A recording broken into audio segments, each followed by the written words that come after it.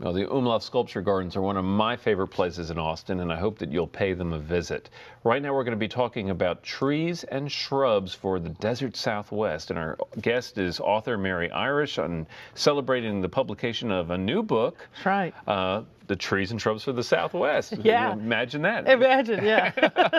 Great to have you back on the program. Thanks so much for having me. It's a great pleasure to be here. Well, you have made a big impact on my garden through your previous book on agaves and the woody lilies, which is an essential for anybody interested in those plants. And you started this new project, and here it is. It's a beautiful book with lots of great information.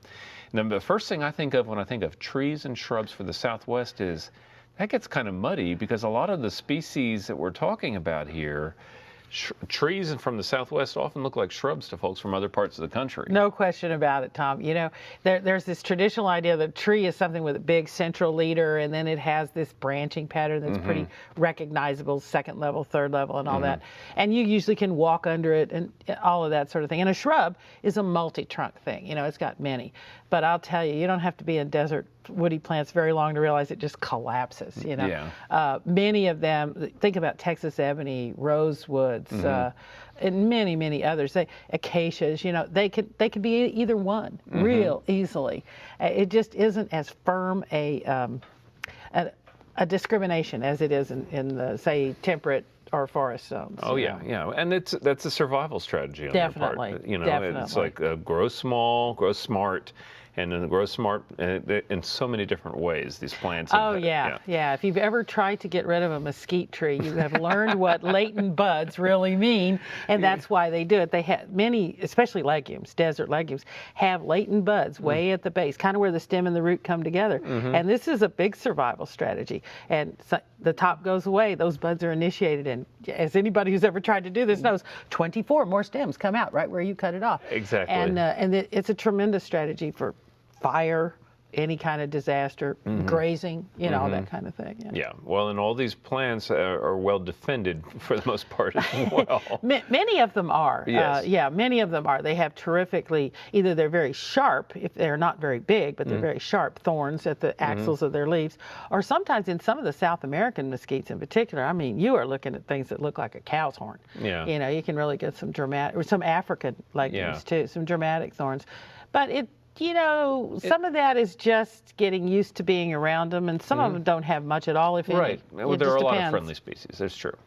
Now, the uses in a garden are many for these kinds of plants. You can use them for screening, or it's for, you know, accents. And certainly in a desert climate, or any climate really, shade. Anything that's tall and comes up is good shade. But one shade strategy a lot of people don't really consider is just blocking. Instead of having it necessarily be right over your head, it's off to the west side, and it creates a block. And especially if you layer it up, you know, it can be a very effective block. And you can shade buildings, roofs, windows. Those are very effective shading tools. It doesn't have to go all the way over the house to provide shade. No, not necessarily. Not necessarily. And things that aren't quite so large, perhaps, or certainly evergreens, they perform like a background. They're like a backdrop to a garden, getting the scale right. They can cool a wall. If you plant these against a wall, that wall cools down. You can plant in front of it more happily. They define areas. They create sort of an atmosphere or a look in a garden, really. Let's talk about some of the different plants that you highlight. I mean, this is the real joy of the book, is learning about these different species, and there are a bunch of different things in here that are really unusual. We don't talk about that often on the show. Even though we love natives, a lot of these plants we haven't ever discussed. Now, Texas torchwood. Now, describe this plant for me. Well, it's in the same family, believe it or not, as citrus, but it isn't an edible thing at all. But it's a wonderful sort of smallish, 20-foot to 25-foot tree. It almost looks like a legume in a way. It has a complicated leaf, but it has a very handsome sort of spray of pale white cream flowers in the spring. But it's a wonderful small shrub. I mean, well, or tree, I guess the way you want to look at it. It makes a good front piece. It's a good accent and pretty piece in, say, a small courtyard garden or a garden that's not so large. And it's a very rugged Texas native, South Texas and on into the west native. So this is a plant that once established is all on its own without much problem at all. So that's always nice. So when we're talking a lot of these species, just backtrack for just a sec. You know, you're talking about South Texas species, and a lot of times in the past we couldn't use those this far north, but I think that things are changing. Yeah, the things have changed. I can remember before we started, we were talking about Cordia boissieri, the Texas olive or wild olive, and I can remember learning about that plant in South Texas, in Sarita of all places. I had a girlfriend who had her parents lived there, and they had huge ones down there. But you couldn't even hardly grow it in Corpus. You certainly couldn't grow it in San Antonio. Yeah. It just would freeze. And now that's really it's easy to use, especially up as far as San Antonio, and even in Austin if you've sited properly. Yeah. Well, you talked about the Cordia. Let's talk a little bit about that. I love this plant. Beautiful. And I was recently on the Lady Bird Johnson Wildflower Center tour here in town, and one of these was blooming in a courtyard designed by Jill Noakes, and everywhere I went, people said, "What was that plant blooming in the courtyard designed by Jill Noakes?"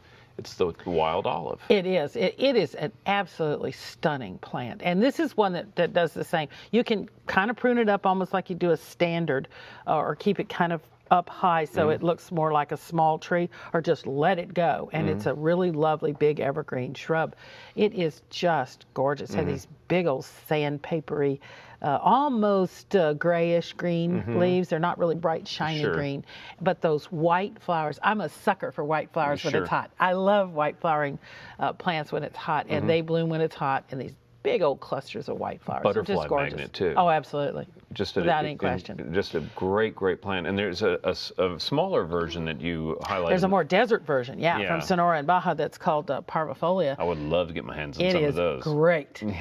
But this thing over here would probably never need to be watered at all. Okay. It's extremely xeric. I mean, I live in Phoenix, and it's a roadside plant in Phoenix. It can take so much heat and so much drought. But it, too, blooms with clusters of pure white flowers, but has very small gray leaves, owing much to its very desert origins. And it's a wonderful, wonderful shrub. Well, some of these plants have real exotic qualities to them, too. The Bird of Paradise, for example, is one I think of that is just, to me, that really speaks of, you know, Mai Tais, man. There you go. But it does. It's that ferny foliage, right? That light ferny foliage, and those bright, tropical, saturated colors. Yeah. Oh, they're just beautiful. Yeah. You know. And let's talk a little bit about culture for these. And again, just this is most of the plants we're talking about. We're talking about good drainage, absolutely essential. That's always the case in these plants. It really is. Red Bird of Paradise, nobody actually knows its true origins. It comes out of the Caribbean, where everybody learned about it. But it is a little cold tender. The first thing it'll do is drop its leaves when it gets too chilly. But it will do that almost regardless of what temperature it is. It doesn't look that great in the winter, but it loves the heat. It cannot be too hot for this plant. And so it starts growing about now when it's really heating up. It'll start blooming right about now, and it'll bloom until the first nippy night, which is like 6 months. It's in full bloom. Okay. So it's a dynamite plant for a hot spot. It likes to grow on rocky soils. Couldn't care less about the soil. It can grow in my yard, it grows in native soils that are just rock, basically. Yeah. So it's a really wonderful choice for a hot, unrelieved sort of place in full sun. Yeah, another unusual looking plant is the fairy duster. I like the common name. Isn't that a sweet name? It's a sweet name for a really rough plant. Yeah, fairy dusters in Texas are native mostly to West Texas, and then on into New Mexico, Arizona. They're not very big. They're about knee-high plants generally, and they bloom with these sprays. They look like little puffball sprays of pink to white flowers. In nature, they're deciduous, meaning they drop all their leaves in the summer. But you can kind of keep them a little bit more in leaf in a garden. But they, too, are just growing on natural rainfall practically. Well, and there's so many cool plants that you highlight in the book, and I really want to encourage our viewers to get their hands on it. This is, I mean, you're such a great writer, too. That's one of the things I really enjoy about your books is great plant information, beautiful images, trees and shrubs for the Southwest. Mary Irish, it's been a pleasure having you back on the program. Thank you. And what's your next project, real briefly? Do you have another? Okay, another book? I'm working on one that's about my yard.